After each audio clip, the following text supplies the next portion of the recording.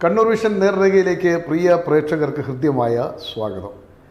നേർരേഖ ഈ എപ്പിസോഡിൽ ചർച്ച ചെയ്യുന്നത് നമ്മുടെ സ്വകാര്യ ബസ് വ്യവസായമാണ്. നമുക്ക് മലയാളികൾക്ക് സ്വകാര്യ ബസ് എന്ന് പറഞ്ഞാൽ ഒരു ഗൃഹാതുരത്വം ഉണർത്തുന്ന ഓർമ്മകളാണ്.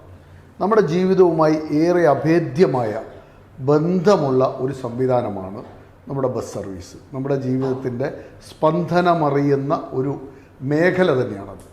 കോവിഡിന് മുമ്പ് ഏതാണ്ട് 32,000 ബസ്സുകളും 2.5 ലക്ഷം ജീവനക്കാരും ബസ് വ്യവസായവുമായി ബന്ധപ്പെട്ട് നമ്മുടെ രാജ്യത്തുണ്ടായിരുന്നു, നമ്മുടെ സംസ്ഥാനത്തുണ്ടായിരുന്നു. എന്നാൽ ഇന്ന് കാലം മാറി, കഥ മാറി. ഏതാണ്ട് 7,000-ഓളം ബസ്സുകൾ മാത്രമാണ്, തൊഴിലാളികളും അതുപോലെ തന്നെ വളരെ ചുരുങ്ങിയ ബസ്സുകളും മാത്രമാണ്. ഒരു 10,000-15,000 ബസ്സുകളുണ്ടാവും, അതിൽ കൂടുതലൊന്നും ബസ്സുകളും നാട്ടിലില്ല.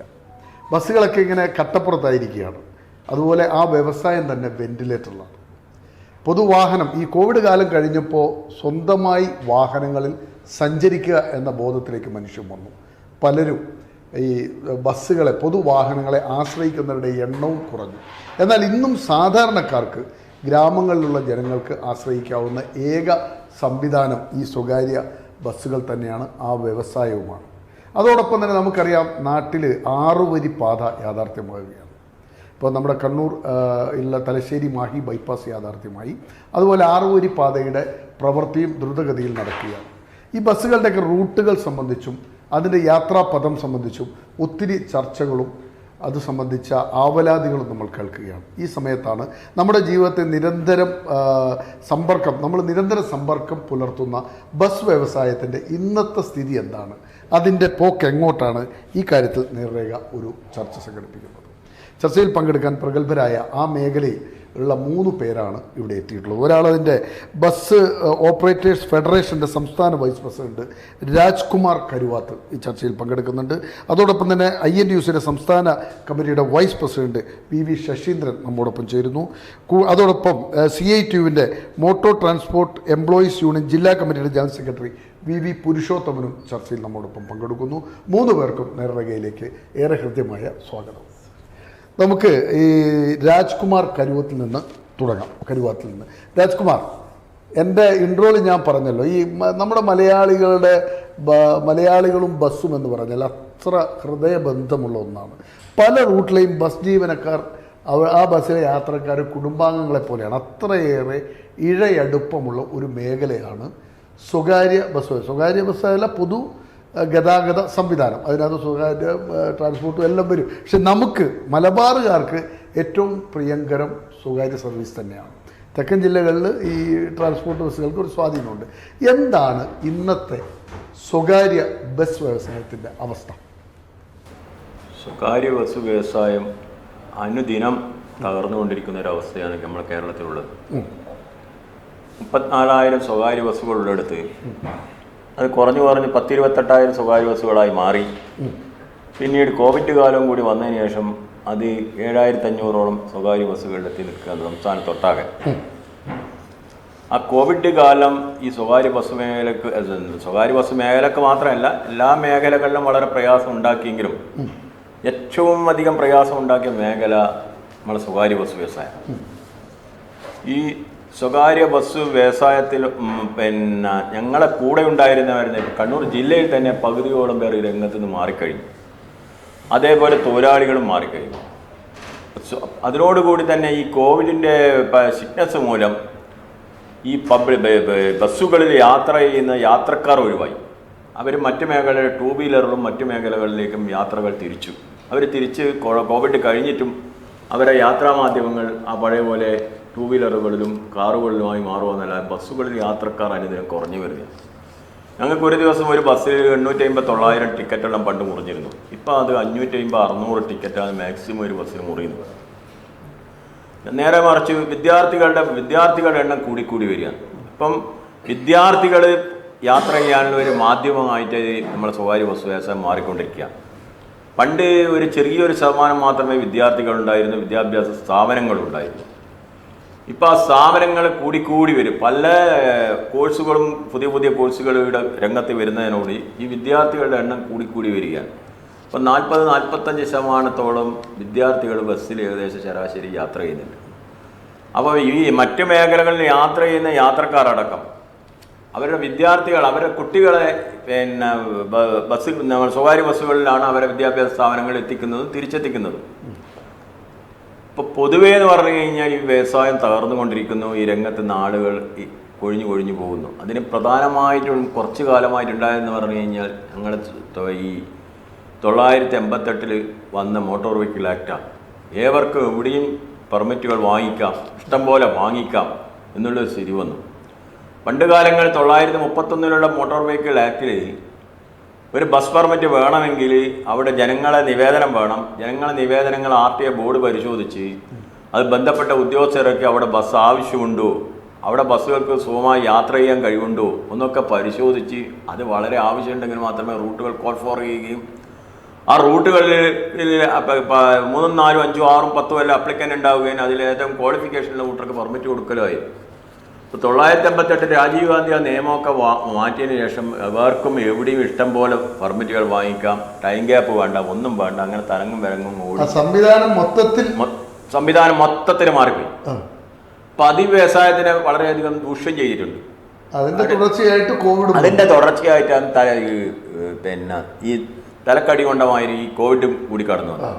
കോവിഡാണ് പ്രധാനമായിട്ടും ഈ വ്യവസായം വളരെയധികം പ്രയാസത്തിലാക്കിത്തത്. ഈ കോവിഡിൽ ഇപ്പോഴും ആ കോവിഡ് കാലത്ത് കയറ്റിയിട്ട ബസ്സുകൾ നമ്മൾ കേരളത്തിൽ അങ്ങോളം ഇങ്ങോളം സഞ്ചരിച്ച് കഴിഞ്ഞാൽ പല പറമ്പുകളിലും വർക്ക്ഷോപ്പിൻ്റെ മുന്നിലും കാണാം. ആ ബസ്സുകൾ പിന്നെ അവർക്ക് ഇറക്കാൻ കഴിഞ്ഞില്ല. കണ്ണൂരിൽ തന്നെ എത്രയോ ബസ്സുകൾ ഇപ്പോഴും ആ കോവിഡ് കാലത്ത് കയറ്റിയിട്ട ബസ്സുകൾ ഇപ്പോൾ ഇറക്കാൻ പറ്റാത്ത സ്ഥിതി. തിരിച്ചു വരാം രാജ്കുമാർ പങ്കുവെക്കുന്നത് കോവിഡിന് ശേഷം മറ്റെല്ലാ മേഖലയും ഉയർത്തെഴുന്നേറ്റു, എന്നാൽ നടുവൊടിഞ്ഞ് നട്ടലൊടിഞ്ഞ് കിടക്കുകയാണ് ബസ് വ്യവസായം എന്നാണ് രാജ്കുമാർ പറയുന്നത്. നമുക്ക് ശ്രീ വി പുരുഷോത്തമനിലേക്ക് എങ്ങനെയാണ് പുരുഷോത്തമൻ തൊഴിലാളികളുടെ ഒരു പക്ഷത്ത് നിന്ന് കാണുമ്പോൾ ഈ വ്യവസായത്തെ നോക്കിക്കാണുന്നത്? ഇവിടെ നിങ്ങളെല്ലാവരും പങ്കുവെക്കുന്നത് പോലെ തന്നെ സ്വകാര്യ ബസ് വ്യവസായം എന്ന് പറയുന്നത് ജനങ്ങളുടെ യാത്രാ അവകാശം നിർവഹിക്കുന്നതിന് ഒരു സർക്കാരിൻ്റെ ഏറ്റവും ഒന്നാമത്തെ ഒരു ഉത്തരവാദിത്തമാണ് ജനങ്ങളുടെ യാത്രാ സൗകര്യം വർദ്ധിപ്പിക്കുക എന്നുള്ളത്. അത് സ്വകാര്യ വ്യവസായത്തെ സംബന്ധിച്ചിടത്തോളം കുറേയധികം മലബാർ മേഖലയിൽ സ്വകാര്യ ബസ് വ്യവസായമാണ് ഈ ബസ്സിൻ്റെ ജനങ്ങളുടെ യാത്രാ സൗകര്യം നിർവഹിച്ചു പോന്നിട്ടുള്ളത്. അത് 1900 ഇവിടെ രാജേട്ടൻ പറഞ്ഞു 988 നമ്മുടെ അന്നത്തെ പ്രധാനമന്ത്രി രാജീവ് ഗാന്ധിയാണ് പുതിയൊരു ഭേദഗതി കൊണ്ടുവന്നത്. അതോടുകൂടി കുറേ മാറ്റങ്ങൾ വന്നു.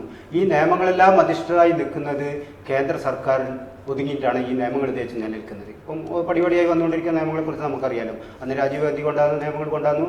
അന്നെല്ലാം അവരുദ്ദേശിച്ചത് കൂടുതൽ വാഹനം ഇറക്കുക എന്നുള്ള വലിയ വമ്പന്മാർക്കുള്ള നേട്ടങ്ങൾ മാത്രമാണ് അന്ന് ഉദ്ദേശിച്ചത്. അത് ജോലി ചെയ്യുന്ന തൊഴിലാളികളെ സംബന്ധിച്ചിടത്തോളം അതിനെക്കുറിച്ചൊന്നും ഒരു ധാരണകളും ഉണ്ടായിരുന്നില്ല. അതിനൊരു നിയമങ്ങളും അതിനൊന്നും പടിയായി വന്നിരുന്നില്ല. പിന്നീട് രാജീവ് ഗാന്ധി ഇപ്പോഴത്തെ സർക്കാർ മോഡി സർക്കാർ വന്നു. 2009 നിയമങ്ങളെല്ലാം നമ്മൾ പരിശോധിച്ചതാണല്ലോ. 2009 കൊണ്ടുവന്നിട്ടുള്ള മോട്ടോർ വാഹന ഭേദഗതി നിയമം, ഇപ്പം ഒടുവിലായി കൊണ്ടുവന്നിട്ടുള്ള ഇന്ത്യൻ പിനൽ കോഡ് IPC വകുപ്പ് തന്നെ 304A വകുപ്പ് തന്നെ ഭേദഗതി ചെയ്തുകൊണ്ട് ഈ അവശ്യ സർവീസ് എന്ന മേഖലയിൽ നിന്നും മോട്ടോർ തൊഴിലാളികൾക്ക് മാത്രം ആ നിയമം ഭേദഗതി ചെയ്തുകൊണ്ട് 106(2) വകുപ്പ് എന്നൊരു പുതിയ വകുപ്പ് കൊണ്ടുവന്നിട്ടുള്ള ഹിറ്റ് ആൻഡ് റൺ. അതിനൊരു ദേശീയ പ്രക്ഷോഭങ്ങളെല്ലാം നടന്നെല്ലാം നിങ്ങളെപ്പോലെയുള്ള ആളുകൾ മനസ്സിലാക്കിയതായിരിക്കുമല്ലോ. അപ്പോൾ ഇങ്ങനെയുള്ള കൊടും നിയമങ്ങളാണ് ഈ മോട്ടോർ മേഖലയിൽ ഞാൻ നേരത്തെ പറഞ്ഞതുപോലെ ജനങ്ങളെ യാത്രാ സാവകാശം നിർവഹിക്കുന്നതിന് പകരം ഇങ്ങനെയുള്ള നിയമങ്ങൾ കൊണ്ടുവരികയും ഈ മേഖലയെ പുറകോട്ടടിപ്പിക്കുന്ന രീതിയിലേക്കാണ് യഥാർത്ഥത്തിൽ കൊണ്ടുവന്നിട്ടുള്ളത്. ഈ രാജുവേട്ടൻ ഇവിടെ ബസ്സിൻ്റെ കണക്കെല്ലാം പറഞ്ഞിട്ടുണ്ട്. 35,000ഓളം പഴയ കണക്ക് പറയുന്നത് 35,000ഓളം ബസ്സുകൾ ഉണ്ടായിരുന്നെന്ന് പറയുന്നത് ഇപ്പോൾ അത് 7,500 നിൽക്കുന്നു. കണ്ണൂർ ജില്ലയെ സംബന്ധിച്ചിടത്തോളം നിങ്ങൾക്കറിയാലോ, മലബാറി എന്ന് പറയുന്നത് ഏറ്റവും പ്രധാനമായിട്ട് ജനങ്ങളുമായി ഇപ്പം സാറ് തന്നെ പറഞ്ഞിട്ടുള്ള ജനങ്ങളുമായി ഒട്ടിച്ചേർന്ന് നിൽക്കുന്ന ഒരു വ്യവസായമാണ് സ്വകാര്യ ബസ് വ്യവസായ തൊഴിലാളികൾ. അപ്പോൾ തൊഴിലാളികളെ സംബന്ധിച്ചിടത്തോളം ഇന്നത്തെ സ്ഥിതിയിൽ എന്ന് പറഞ്ഞാൽ ഒരു മുമ്പ് കാലങ്ങളിൽ നമ്മളൊരു ബസ്സിൽ 6 തൊഴിലാളികളാണ്. കാരണം ഞാനെല്ലാം വിദ്യാർത്ഥി ആയിരിക്കുന്ന സമയത്ത് വിദ്യാർത്ഥി അഭ്യാസം കഴിഞ്ഞപ്പോൾ തന്നെ എന്തെങ്കിലും തൊഴിലേക്ക് വരുമെന്ന് പറഞ്ഞാൽ ഈ മേഖലയിലേക്കാണ് ഏറ്റവും ആകർഷമായ. അന്ന് 15,000 20,000 രൂപ ജോലി സ്റ്റൈപ്പൻഡ് ഇത് കൊടുത്തു പോലും നമ്മൾ ഈ വ്യവസായത്തിലേക്ക് കയറി തൊഴിലിന് വേണ്ടി വന്നിട്ടുണ്ട്. അപ്പോൾ അങ്ങനത്തെ ഒരു ആകർഷിക്കുന്ന ഒരു തൊഴിലായിരുന്നു ഈ മേഖല. പക്ഷേ ഇപ്പോൾ അതെല്ലാം പുറകോട്ട് പോയി. ഇപ്പം ഒരു ബസ്സിൽ തന്നെ 3 തൊഴിലാളികളിൽ തികയുന്നില്ല. 2 ക്ലീനർ എന്ന് പറയുന്ന തസ്തിക, ഇപ്പം കൊറോണയ്ക്ക് ശേഷം ക്ലീനർ എന്ന് പറയുന്ന തസ്തിക തന്നെ പല ബസ്സിലും ഇല്ലാതെ ഒരു സ്ഥിതി വന്ന് 2 തൊഴിലാളികളാണ് മിക്ക ബസ്സിലും പണിയെടുക്കുന്നത്. ഇങ്ങനെയുള്ള ഒരുപാട് വിഷയങ്ങൾ ഈ മേഖലയിൽ നിലനിൽക്കുകയും അതിൻ്റെ എല്ലാം ദുരിതം അനുഭവിക്കുന്നത് സാധാരണക്കാരായിരിക്കുന്ന യാത്രക്കാരാണ്. ഇവിടെ നമ്മൾ കേരളത്തിലെ സാമൂഹ്യ വ്യവസ്ഥയുമായി ബന്ധപ്പെട്ട് പറയുമ്പോൾ ജനങ്ങളുടെ വിദ്യാഭ്യാസവുമായി ബന്ധപ്പെട്ട് വിദ്യാർത്ഥികളുടെ വിദ്യാഭ്യാസവുമായി ബന്ധപ്പെട്ട് ഏറ്റവും പ്രധാനപ്പെട്ട ഒരു സോഴ്സാണ് ഈ യാത്ര. പ്രൈവറ്റ് ബസ്സിൻ്റെ കൺസെഷൻ സമ്പ്രദായം, പ്രൈവറ്റ് ബസ് തലങ്ങും വിലങ്ങും ഓടുന്ന ഒരു സംവിധാനം, ഇതെല്ലാം സാമൂഹ്യ ജീവിതത്തിൽ ഒരു പ്രധാനപ്പെട്ട പങ്ക് വഹിക്കുന്നതാണ് ഈ കൺസെഷൻ എന്ന് പറയുന്നത്. അപ്പോൾ ഇത് ഇങ്ങനെയെല്ലാം ഉള്ളതിൽ നിന്നാണ് ഇപ്പോഴത്തെ ഒരു അവസ്ഥയിലേക്ക് തിരിച്ചു വരാം.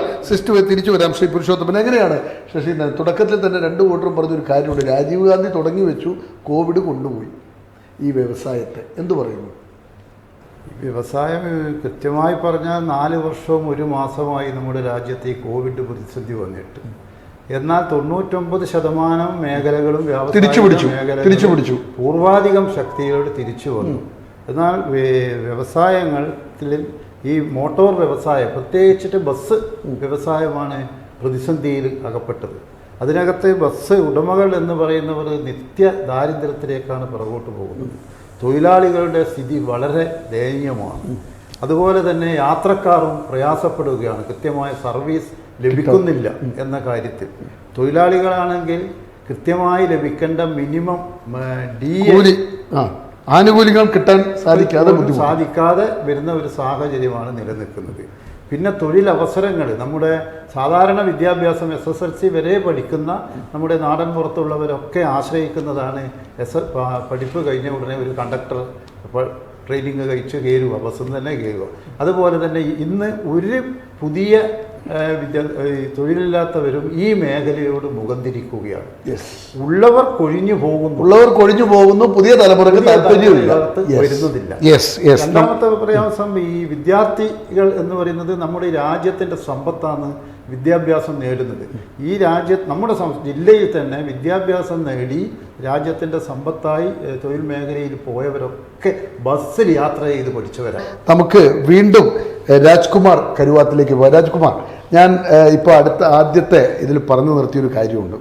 ഈ ബസ് ഉടമകൾ എന്ന് പറഞ്ഞൊരു, ഇന്നത്തെ ഒരു നാട്ടിലൊരു ബസ് മുതലാളി എന്ന് പറഞ്ഞാൽ ആ നാടിൻ്റെ ഒരു പൊതു സ്വത്ത് പോലെയാണ്. നാട്ടിലെ എന്താവശ്യത്തിനും രാഷ്ട്രീയക്കാരായാലും പൊതുപ്രവർത്തകരായാലും ആദ്യം ഓടിയെത്തുക ബസ് മുതലാളിയുടെ വീട്ടിലേക്കാണ്. അതുപോലെ തന്നെ ഒരു ജോലി, ഒരാൾ പഠിച്ചിറങ്ങി അല്ലെങ്കിൽ 10ാം ക്ലാസ് കഴിഞ്ഞു, പ്രീ ഡിഗ്രി കഴിഞ്ഞു, അവനൊരു ജോലി വേണം, ഉടൻ മകനെയും കൂട്ടി രക്ഷിതാക്കൾ ഒരു ബസ് മുതലാളിയുടെ വീട്ടിലേക്കാണ് പോവുക. ഇനി ഒരു കുട്ടിക്ക് സൗജന്യ യാത്ര വേണം, കുറച്ച് ദൂരെ പോകണം, ഒരു പാസ്, അതിനും സമീപിച്ചിരുന്നത് ബസ് ഉടമകളെയാണ്. അതിൽ നിന്ന് ഇന്നത്തെ ബസ് ഉടമയുടെ അവസ്ഥ എന്ത്? അവരെവിടെയുണ്ട്? എൻ്റെ ഓർമ്മ വെച്ച നാൾ മുതൽ തന്നെ ഞാൻ ഈ സ്വകാര്യ ബസ് വ്യവസായവുമായി ബന്ധപ്പെട്ട് ഉപജീവനമാർഗം കഴിക്കും. എൻ്റെ അച്ഛൻ 1967-68 പണ്ട് PR മോട്ടോഴ്സ് എന്ന് വന്ന ബസ്സിൻ്റെ മാനേജറായിരുന്നു. അങ്ങനെ അച്ഛൻ 1969 സ്വന്തമായിട്ട് ബസ് എടുത്തു.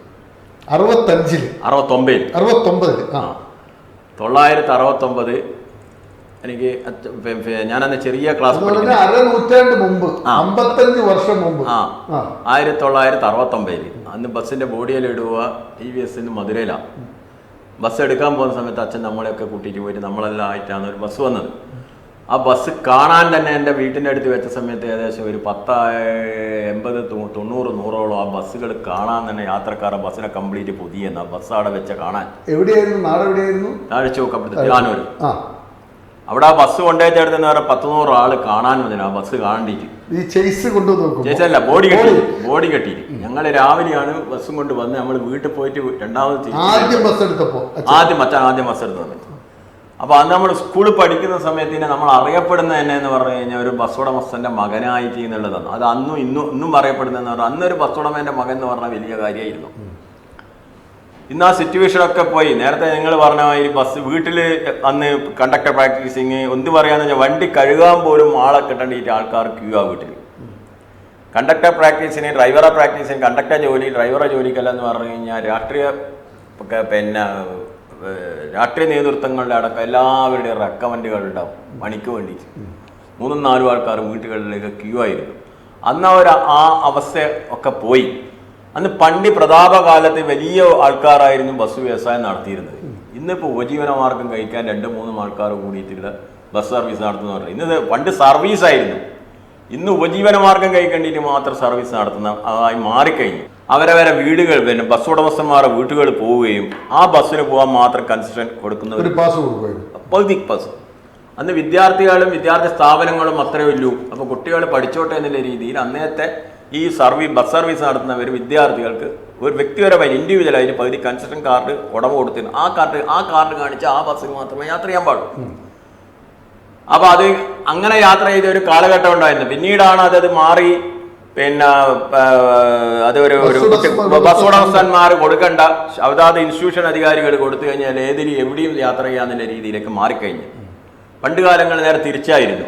ഒരു കുട്ടികൾക്കൊരു സേവനം എന്നുള്ള രീതിയിലായിരുന്നു അന്ന് അതൊരു ഒപ്പിട്ട് കൊടുത്തത്.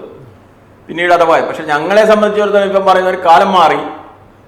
വിദ്യാർത്ഥികളുടെ ബസ് ചാർജ് ഇപ്പോൾ 1 രൂപ നാണയത്തിൽ തന്നെ നിൽക്കുന്നു. 10 രൂപ കൊടുത്ത് യാത്ര ചെയ്യുന്ന യാത്രക്കാരന് ഒരു വിദ്യാർത്ഥിയാണെങ്കിൽ 1 രൂപയാണ് നമുക്ക് കിട്ടുന്നത്. 10% ഇന്നത്തെ വിദ്യാർത്ഥികളുടെ ബസ് ചാർജ് വർധനവ്. ഏകദേശം 12 വർഷം കഴിഞ്ഞ് വിദ്യാർത്ഥികളുടെ ബസ് ചാർജ് വർധനവുണ്ട്. പണ്ട് 50% പണ്ട് കാലങ്ങളിൽ ഫസ്റ്റിൽ വിദ്യാർത്ഥികൾക്ക് കൺസെഷൻ വരുന്ന സമയത്ത്, ഞാനൊക്കെ പോകുന്ന സമയത്ത്, ഇപ്പോൾ പഠിക്കുന്ന സമയത്ത് 10 പൈസയാണ് അന്ന് യാത്രക്കാരുടെ ചാർജ്. അന്ന് 5 പൈസ കൊടുക്കണം. പക്ഷെ വീണ്ടും മാറി വന്ന സർക്കാർ എന്ത് ചെയ്തു? ഈ ബസ് ചാർജുകൾ വർദ്ധിക്കുന്ന സമയത്ത് കുട്ടികളുടെ ബസ് ചാർജ് മാത്രം വർദ്ധിപ്പിക്കാതെ അങ്ങനെ ഇട്ടു. ഇപ്പം അത് കുറഞ്ഞ് 50% എന്നുള്ളത് കുറഞ്ഞ് 10%. ഈ വിദ്യാർത്ഥികളുടെ ബസ് ചാർജ് വർധനവ് ഈ വ്യവസായത്തിന് വളരെയധികം പ്രയാസപ്പെടുത്തുന്നുണ്ട്. ഞങ്ങൾ ഇപ്പം മനസ്സിലാക്കി കഴിഞ്ഞാൽ വിദ്യാഭ്യാസത്തിനുള്ള സൗകര്യം ഒരുക്കി കൊടുക്കേണ്ടതും ആരോഗ്യകാര്യങ്ങളിലെ മറ്റു സൗകര്യങ്ങളൊക്കെ എഴുതി കൊടുക്കേണ്ട ഗവൺമെൻറ് ഈ പ്രൈവറ്റ് ബസ്സിനെയും KSRT ബസ്സിനെയും ഒരു ചിറ്റമ്മ നയെന്നുള്ള രീതിയിലാണ് വിദ്യാർത്ഥികളുടെ കൂട്ടത്തിൽ കാണുന്നത്. ഇപ്പം വിദ്യാർത്ഥികളെ 5% യാത്രക്കാർ മാത്രമാണ് ഈ KSRTC ബസ്സുകളിൽ യാത്ര ചെയ്യുന്നത്. തിരുവനന്തപുരം ആ മേഖലകൾ, കൊല്ലം മേഖലകളിൽ ഒരു 5% വിദ്യാർത്ഥികൾ യാത്ര ചെയ്യുന്നതിന് അത് 3 മാസം കൺസെഷൻ അവർ മുൻകൂട്ടി പൈസ അടച്ച് പറഞ്ഞ റൂട്ടുകളിൽ മാത്രമേ പോകാൻ പാടുള്ളൂ. ഇന്നിപ്പോൾ ഒരു വിദ്യാർത്ഥികൾക്ക് അവർക്ക് ഏത് റൂട്ടിൽ വന്നിട്ട് യാത്ര ചെയ്തിട്ട് അവർ കൺസെഷൻ KSRTC അഡ്വാൻസ് ആയിട്ട് എവിടെയും പോവാം. അപ്പൊ ഞങ്ങൾ പല പ്രാവശ്യവും ആവശ്യപ്പെടുന്നതാണ് പ്രൈവറ്റിലുള്ള അതേ സമ്പ്രദായം തന്നെ കുട്ടികൾ KSRTCയിലും അത് നടപ്പിലാക്കണം. ഇതുവരെ നടപ്പിലാക്കി. രാജ്കുമാർ തിരിച്ചു വരാം. പുരുഷോത്തമൻ, നമ്മൾ ഈ പൊതുപ്രവർത്തകരൊക്കെ ഈ ട്രേഡ് യൂണിയൻ രംഗത്തുള്ളവരൊക്കെ ഈ ബസ്സിൻ്റെ സൗജന്യങ്ങൾ അനുഭവിക്കുന്ന ആളുകളാണ്. ട്രേഡ് യൂണിയൻ രംഗത്ത് വരുമ്പോൾ തന്നെ ഇവിടുത്തെ മാധ്യമപ്രവർത്തകർക്ക് പോലും ബസ്സിൽ സൗജന്യ യാത്ര അനുവദിച്ചിരുന്ന ഒരു സംവിധാനമാണ് ബസ് വ്യവസായം. എന്തുകൊണ്ടാണ് ഇവർ ഈ കുട്ടികളുടെ കാര്യത്തിൽ, കുട്ടികളിപ്പോൾ ഒരു 10,000 റുപ്പീസിൻ്റെ മിനിമം 10,000 രൂപയുടെ മൊബൈലായിട്ടൊരു കുട്ടി നടക്കുക, ഒരു പോക്കറ്റ് മണി ഇന്നൊരു 100 റുപ്യ ഇല്ലാതെ കുട്ടി ഇറങ്ങുന്നില്ല.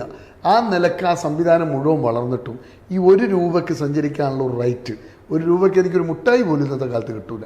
എന്താണ് അതിനെക്കുറിച്ച് താങ്കളുടെ അഭിപ്രായം? ഞാൻ നേരത്തെ പറഞ്ഞു, ഈ കേരളത്തിലെ സാമൂഹ്യ ജീവിതത്തിൽ ഏറ്റവും പ്രധാനമാണ് ഈ യാത്ര കൺസെഷൻ എന്ന് പറയുന്നത്. വിദ്യാർത്ഥികളെ സംബന്ധിച്ച് പാവപ്പെട്ട എല്ലാ ആളുകൾക്കും.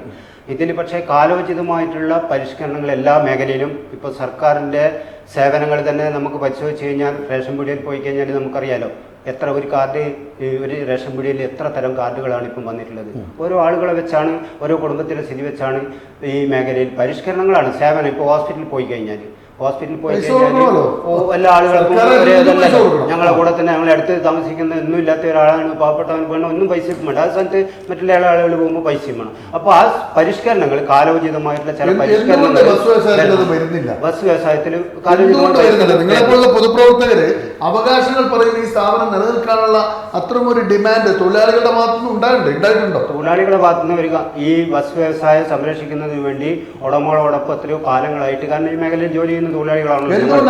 അപ്പോൾ സർക്കാർ മാറി വരുന്ന സർക്കാരുകൾ ഈ വിഷയം ഗൗരവത്തിൽ പഠിക്കുകയും അതിനാവശ്യമായിട്ടുള്ള ഇടപെടൽ നടത്തുന്നതിനും താല്പര്യം കാണിച്ചിട്ടില്ല എന്നുള്ളതാണ്.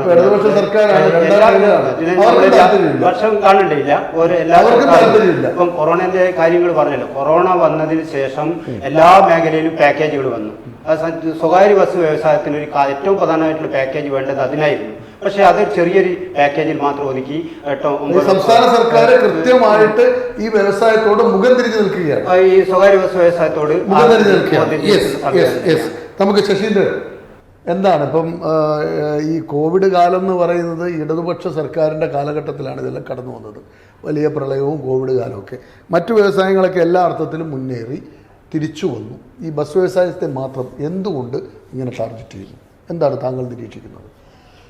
എത്ര പരിശോധിച്ചിട്ടും നമുക്ക് ഒരു മനസ്സിലാവാത്ത ഒരു കാര്യമാണ് ഈ ബസ് വ്യവസായത്തോട് ഭരണവർഗം കാണിക്കുന്ന ഒരു അനീതി. ഒന്നാമത്തെ വിഷയം പെട്രോൾ ഡീസൽ വില വർധനവിന് ഒരു കൺട്രോളുമില്ലാത്ത വർധനവ്, സ്പെയർ പാർട്സുകൾക്ക് അമിതമായ ചാർജ് വർധനവ്, തൊഴിലാളികൾക്കാണെങ്കിൽ ഒരു വളരെ നോർമലായ വർധനവ് മാത്രമേ ഈ കാലഘട്ടത്തിൽ ലഭിക്കുന്നുമുള്ളൂ. പക്ഷേ ഗവൺമെൻറ്റിനെ സംബന്ധിച്ച് ബസ് ഓണേഴ്സ് ആവശ്യപ്പെടുന്നതാണ് വിദ്യാർത്ഥികളുടെ കൺസെഷൻ അതിനകത്ത് വർധനവ് വേണമെന്ന്. അതിന് ഗവൺമെൻറ് കമ്മീഷനെയും വെക്കുന്നു. പക്ഷേ കമ്മീഷൻ്റെ ഉത്തരവ് അല്ലെങ്കിൽ തീരുമാനങ്ങളൊന്നും വെളിച്ചത്ത് വരുന്നില്ല. ഞങ്ങൾ മനസ്സിലാക്കുന്നത് വളരെ സിമ്പിളാണ്. കാരണം വിദ്യാർത്ഥികളുടെ ചാർജ് വർദ്ധിക്കുമ്പോൾ വിദ്യാർത്ഥി സമരം വരും. സമരം വരുമ്പോൾ അതിനെ നേരിടുക എന്നതൊക്കെ ഒരു പ്രായോഗിക ബുദ്ധിമുട്ടുണ്ട്. അപ്പോൾ അതിലേക്കൊന്നും പോണ്ട. തൽക്കാലം ഈ പാവപ്പെട്ട ബസ് മുതലാളിമാർ അതങ്ങനെ അനുഭവിച്ചോട്ടെ, അങ്ങനെ സഹിക്കും എന്ന ഒരു രീതിയാണ്. സത്യത്തിൽ റബ്ബർ ഏറ്റവും വില കുറഞ്ഞതാണ്. റബ്ബർ മുതൽ പെന്ന്, പെൻസിൽ, പഠിക്കേണ്ട എല്ലാ സാമഗ്രികൾക്കും ₹1 കിട്ടുന്ന ഒന്നുമില്ല, ഒരു സാധനമില്ല. ഞാനും 2 കുട്ടികളെ പഠിപ്പിച്ച്, ഒരാളെ ബിടെക് വരെ പഠിപ്പിച്ചവരാണ്. അതിൻ്റെ ചിലവ് എനിക്ക് നന്നായിട്ടറിയാം. സാറ് പറഞ്ഞതുപോലെ തന്നെ ഒരു കുട്ടി വീട്ടിൽ നിന്ന് ഇറങ്ങിയാൽ, ഒരു രക്ഷിതാവായ ഞാൻ വീട്ടിൽ നിന്ന് ഇറങ്ങുമ്പോൾ ഉള്ള പോക്കറ്റ് മണി പോരാ. ഒരു കുട്ടി എൻ്റെ മകനെ സ്കൂളിലേക്ക് പോകണ്ടെങ്കിൽ അവൻ്റെ പോക്കറ്റിൽ അത് പോരാ എന്ന സമൂഹത്തിൽ വരുമ്പോൾ ഈ ചാർജിലും കാലോചിതമായ വർധനവ് തെറ്റില്ല. അതിന് ഗവൺമെൻറ് ഒരു ഇച്ഛാശക്തി സ്വീകരിക്കണം. അതിന് എല്ലാ രാഷ്ട്രീയ പാർട്ടികളുടെയും പിന്തുണ വേണം. കാരണം കുട്ടികൾക്ക് പറ്റൂല എന്ന് പറയാൻ പാടില്ല. എന്നാൽ മാത്രമേ ഇത് രക്ഷപ്പെടാൻ. ശശീന്ദ്രൻ, തിരിച്ചു വരാം നമുക്ക്. ഞാൻ നേരത്തെ ഫസ്റ്റ് തുടക്കത്തിൽ പറഞ്ഞല്ലോ, നമ്മളെ ഈ ഭയങ്കര ഇഴയടുപ്പമായിരുന്നു നമ്മുടെ ഈ ബസ്സിലെ കണ്ടക്ടർ, ഡ്രൈവർ, ക്ലീനർ. കാരണം ക്ലീനർമാർ ഈ കുട്ടികളെയൊക്കെ കയറ്റുന്നത് യാത്രക്കാരെ പേര് വിളിച്ച് സൗഹൃദം പങ്കുവെക്കാൻ മാത്രം അത്ര അടുപ്പമാണ്. അവരുടെ ജീവിതത്തിൽ ഇടപെടുന്നവരാണ് ഇവർ. ചില ദിവസം പൈസ ഇല്ലാതെ വന്നാൽ നാളെ തന്നാൽ മതി എന്ന് തന്നെ പറയാൻ ആ രീതിയിലൊരു ഈ ബസ് ജീവനക്കാർ ഇന്ന് എവിടെയാണ് അവരുടെ അവസ്ഥ എന്നുണ്ട്. 2.5 ലക്ഷം പേരുണ്ടായിരുന്നു. ഇവരേത് മേഖലയിലേക്ക് പോയി? അവരുടെ ജീവിതാവസ്ഥ എന്താണ്? ജീവിതാവസ്ഥ വളരെ ദുരിതപൂർണമാണ്. ഒന്ന്, ഇപ്പം ജോലി ചെയ്യുന്നവരുടെ അവസ്ഥ, ഒരു വിവാഹം കഴിക്കാൻ പ്രായമായി നിൽക്കുന്ന ജീവനക്കാർ, ബസ് ജീവനക്കാർക്ക് ഒരു പെണ്ണ് കിട്ടുന്നില്ല. പെണ്ണ് കിട്ടാത്ത അവസ്ഥ. കാരണം ഈ ജോലിക്ക് സ്ഥിരതയില്ലാത്ത ഒരു ജോലി. രണ്ടാമത്, ഒരു പൂച്ച മുറിയെ പാഞ്ഞാൽ, ഒരു അപകടം പറ്റിയാൽ കൊലക്കുറ്റത്തിന് കേസെടുക്കുന്ന നിയമം രാജ്യത്ത്. പിന്നെ ഈ ബസ് മുതലാളി എപ്പം ഇത് വിറ്റൊഴിഞ്ഞ് കൈമാറി പോവുമെന്ന് പ്രതീക്ഷയില്ല. ആ സാഹചര്യത്തിൽ ഒരു പെണ്ണിനെ കൊടുക്കുന്നില്ല തൊഴിലാളിക്ക്. രണ്ടാമത്തെ, ഒരു ബസ് തൊഴിലാളിയുടെ മകൾക്ക് മറ്റൊരാളുടെ അന്വേഷണവും പോലും പോകുന്നില്ല. കാരണം കുടുംബനാഥൻ്റെ വരുമാനത്തിൻ്റെ ഏത് സമയമാണ് ഇത് നിൽക്കുമെന്ന്. അവൻ അങ്ങനെ ഈ ജോലിക്ക് പോകുന്ന കണ്ടക്ടറായാലും ഡ്രൈവറായാലും ക്ലീനറായാലും വളരെ മാനസിക പിരിമുറുക്കത്തോടു കൂടിയാണ് കാലത്തുനിന്ന് വീട്ടിൽ വന്ന് തിരിച്ചു പോകുന്നത്. മറ്റൊന്ന്, ഈ കോവിഡ് കാലത്തിന് ശേഷവും ഒരു ആധാർ കാർഡും ഫോൺ നമ്പറും കൊടുത്താൽ ധനകാര്യ സ്ഥാപനങ്ങളിൽ 2 വീലറും കാറും ലോണും ഒന്നും വേണ്ട, ഒരു 500 രൂപയും കൊടുത്ത് ഒരു ആധാർ കാർഡിൻ്റെ കോപ്പിയും ഫോൺ നമ്പറും. അപ്പോൾ റോഡ് നിറയെ ചെറു വാഹനങ്ങളാണ്. ഈ ബസ് തൊഴിലാളികൾ ഇത് നിയന്ത്രിച്ച് കൊണ്ടുപോകുന്നത് വളരെ കഷ്ടമായ ഒരു ജോലിയാണ്.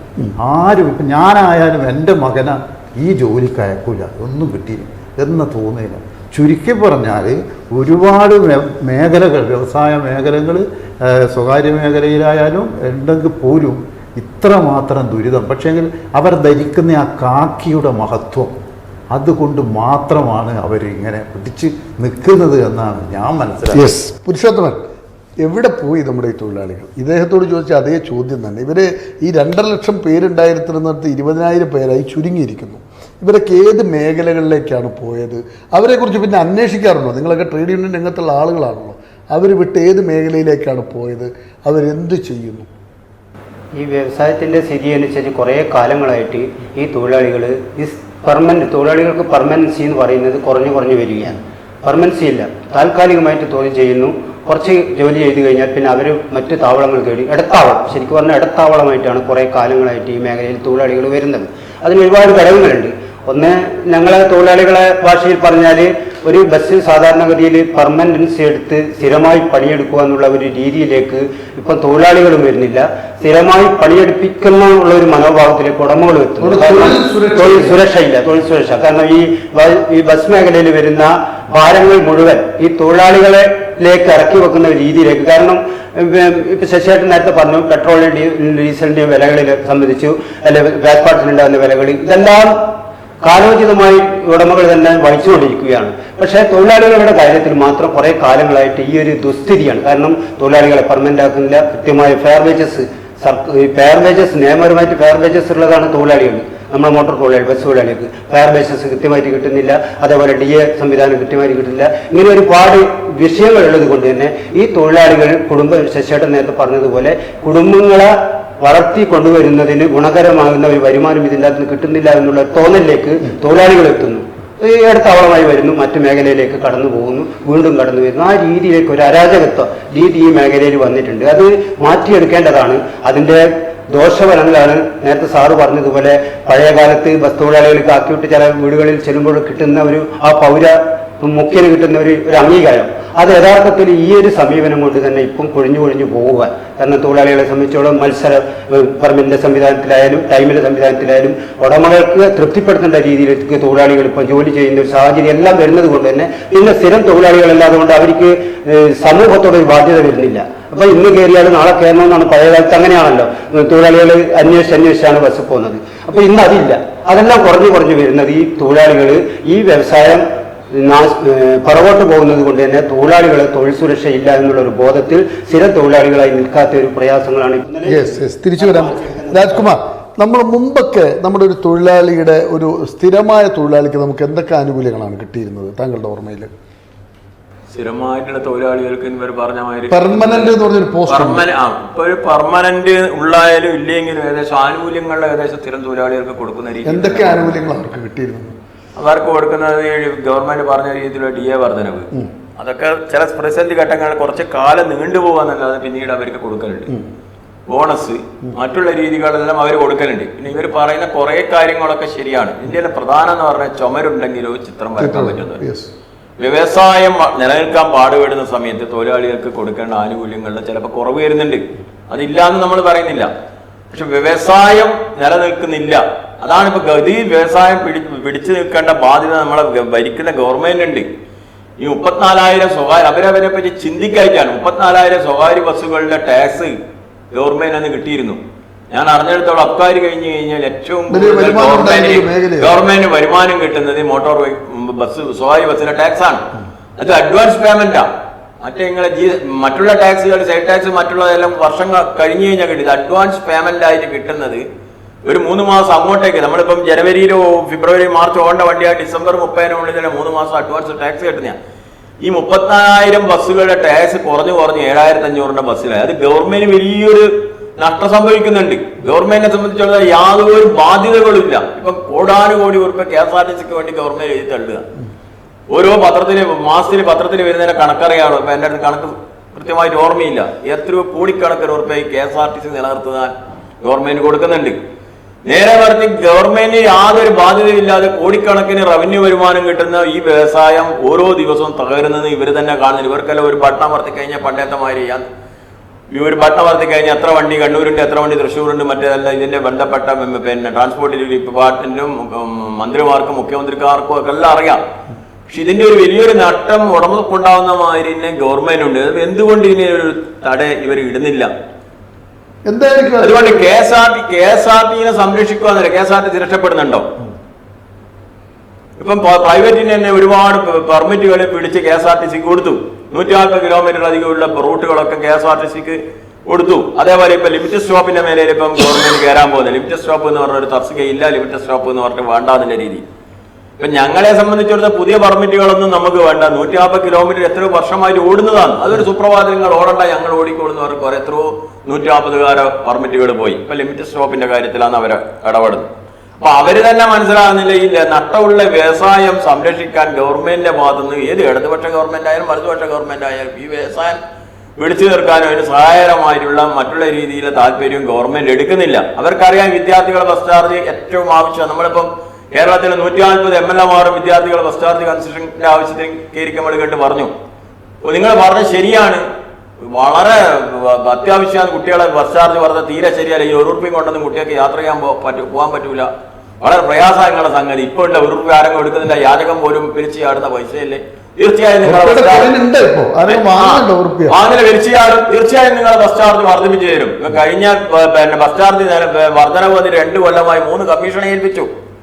ഈ 3 കമ്മീഷണർ റിപ്പോർട്ട് ഗവൺമെന്റ് എടുത്തു കൊടുത്തു. രാമേന്ദ്രൻ കമ്മീഷൻ 2 റിപ്പോർട്ട് ഗവൺമെന്റ് കൊടുത്തു. എന്നിട്ട് പിന്നെ അവർ പഠിക്കട്ടെ എന്ന് പറഞ്ഞു. അപ്പോഴൊക്കെ 3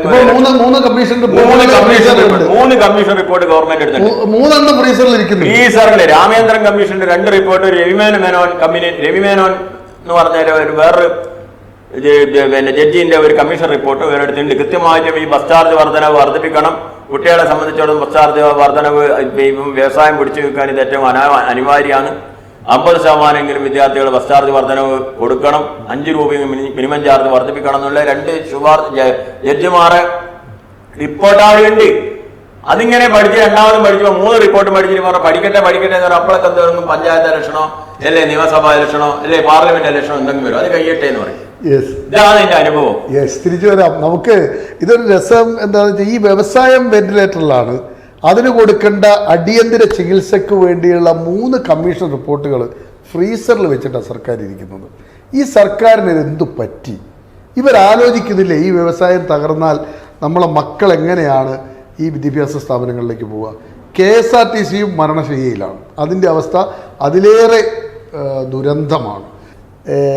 താങ്കൾ ഈ CITUവിൻ്റെ ഒരു നേതാവ് കൂടിയാണ്, ഇടതുപക്ഷത്തോടൊപ്പം സഞ്ചരിക്കുന്നു.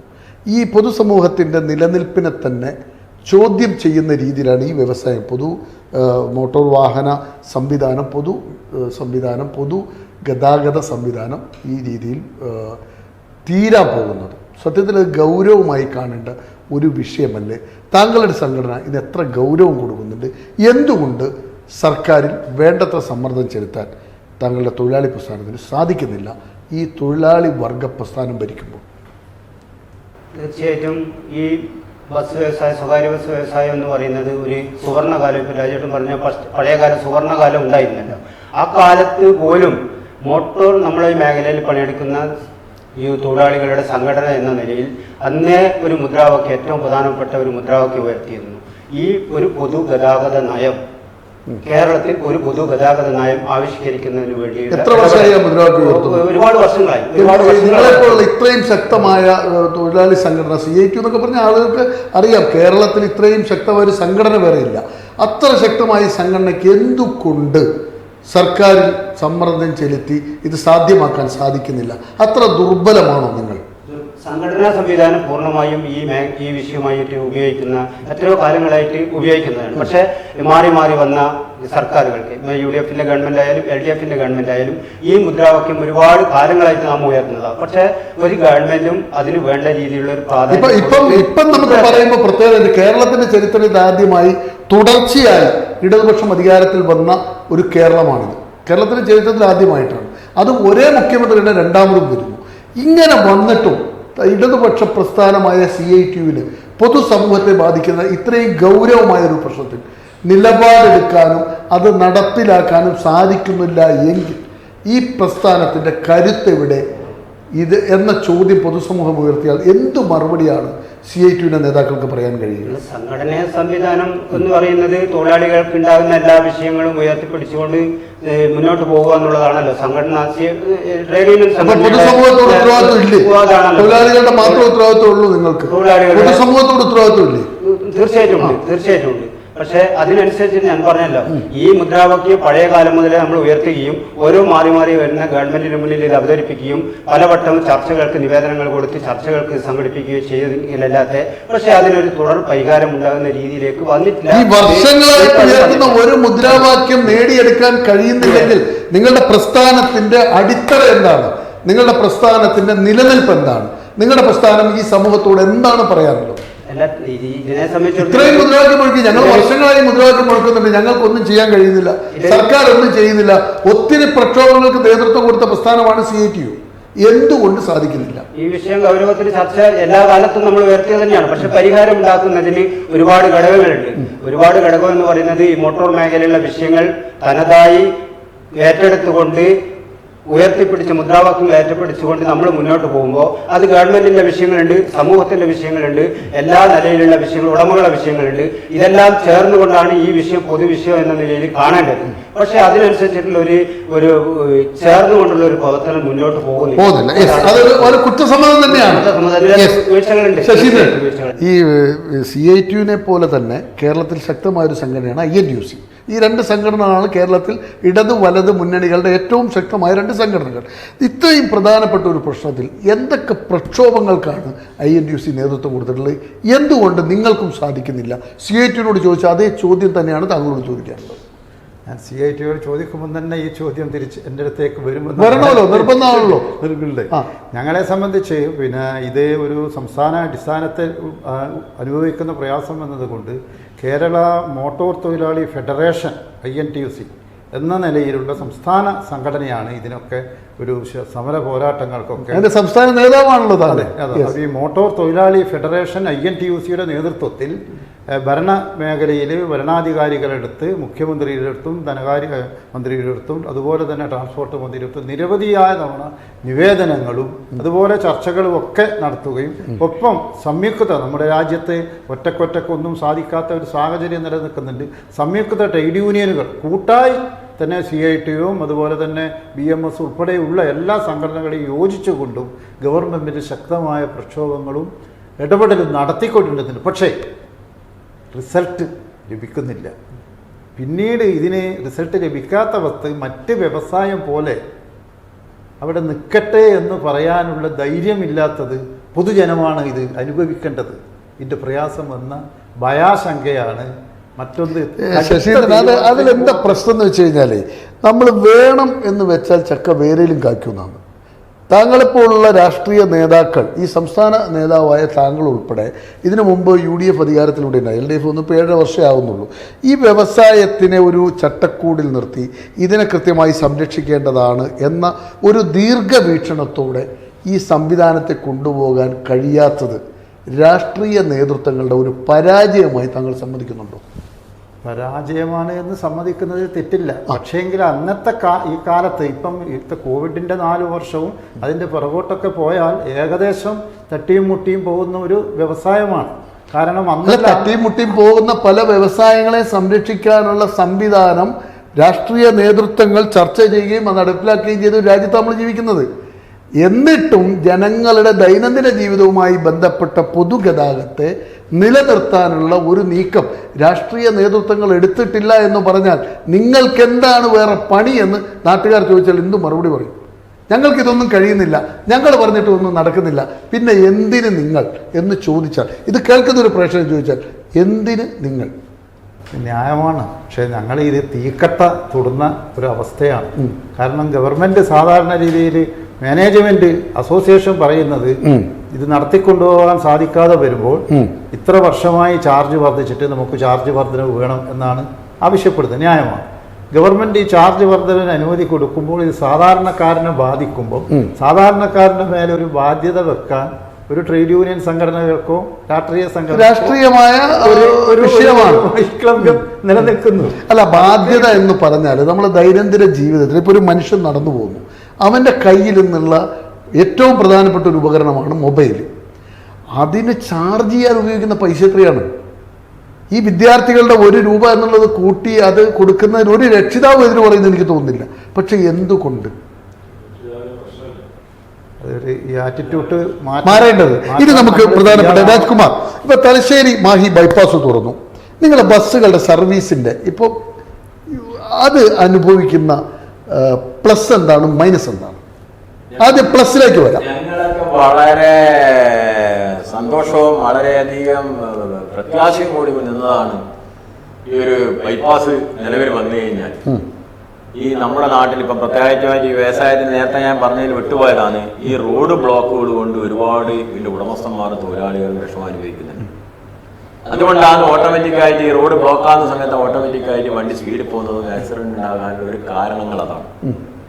ഇപ്പോൾ എന്ന് വെച്ചാൽ അനാസ്ഥയിലും ആക്സിഡന്റ് വരുന്നുണ്ട്, പക്ഷെ ഒരു പരിധിവരെ ഈ റോഡ് ബ്ലോക്ക് കൊണ്ട് വളരെയധികം പ്രയാസം അനുഭവിക്കുന്നത്, വാഹനങ്ങൾക്ക് പ്രയാസങ്ങൾ ഉണ്ടെങ്കിലും ഏറ്റവും കൂടുതൽ പ്രയാസം അനുഭവിക്കുന്നത് സ്വകാര്യ ബസ്സുകളെ സമയം ഓരോ സ്റ്റാൻഡിൽ ഇത്ര സമയത്ത് എത്തണം, ഓരോ സ്ഥലത്ത് ഇത്ര സമയത്ത് എത്തണം, ഇത്ര സമയത്ത് പുറപ്പെടണമെന്നുണ്ട്. മറ്റു വാഹനങ്ങൾക്കൊക്കെ ലേറ്റ് ആയാലും പിടിച്ചാലും എന്ന് പറഞ്ഞു കഴിഞ്ഞാൽ പ്രശ്നമില്ല. ഇതിപ്പോ കണ്ണൂർ തലശ്ശേരി കൂടുന്ന വണ്ടിയാകും 5-10 സിംഗിൾ ട്രിപ്പ് അവനെ ഓടിയേ മതിയാവും.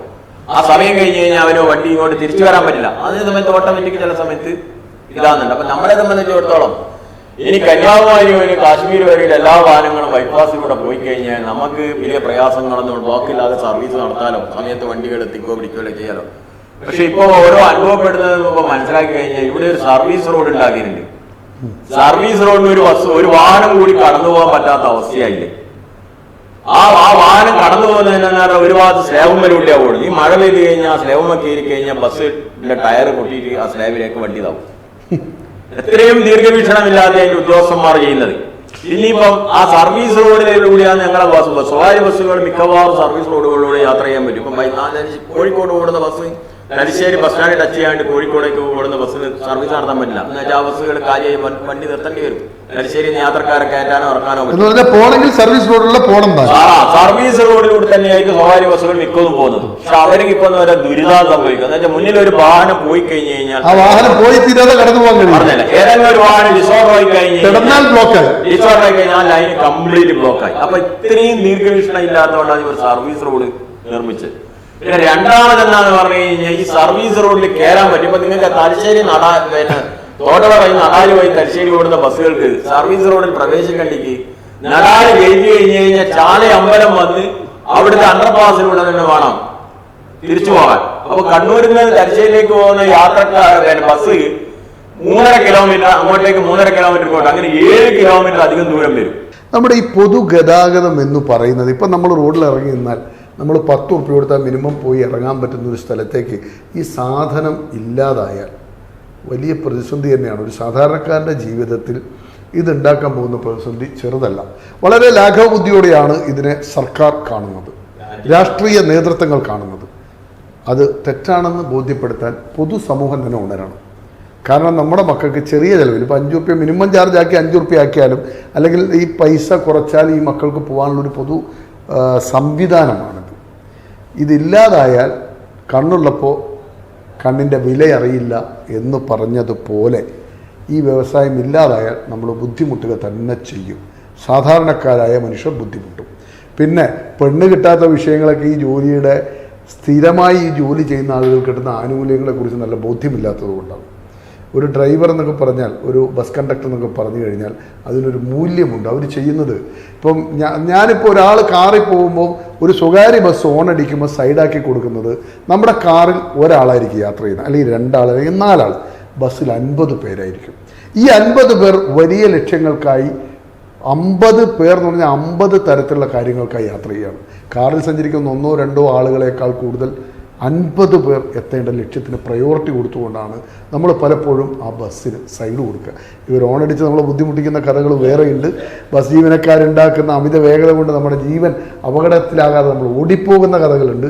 അത് വേറൊരു എപ്പിസോഡിൽ ചർച്ച ചെയ്യാം. പക്ഷേ പൊതുഗതാഗതം നിലനിൽക്കുക തന്നെ വേണം. അതിന് നമ്മുടെ സമൂഹം ഒന്നടങ്കം ഉണർന്ന് മുന്നോട്ട് വരണം. രാഷ്ട്രീയ നേതൃത്വങ്ങൾ ഇച്ഛാശക്തിയോടുകൂടി പ്രവർത്തിക്കാൻ തയ്യാറാകണം. അതിന് നേർരേഖയുടെ ഈ എപ്പിസോഡ് ഗുണം ചെയ്യട്ടെ എന്ന് മാത്രമാണ് ഞങ്ങൾക്ക് ജനപക്ഷത്തു നിന്ന് പറയാനുള്ളൂ. നേർരേഖയ്ക്ക് ഒറ്റ ലക്ഷ്യമേ ഉള്ളൂ: സമൂഹത്തിൻ്റെ സാധാരണക്കാരുടെ സൗകര്യങ്ങൾ നിഷേധിക്കപ്പെടരുത്. അതിനുള്ള ഒരു ചുവടുവയ്പ്പാണ്. സർക്കാർ ഉണരണം, രാഷ്ട്രീയ നേതൃത്വങ്ങൾ ഉണരണം. അവർ ഉണർന്നില്ലെങ്കിൽ അവരെ ഉണർത്താൻ പൊതുസമൂഹം ഉണരണം എന്ന് മാത്രമാണ് ഞങ്ങൾക്ക് പറയാനുള്ളത്. പങ്കെടുത്ത 3 പേർക്കും നേർരേഖയുടെ നന്ദി, നമസ്കാരം.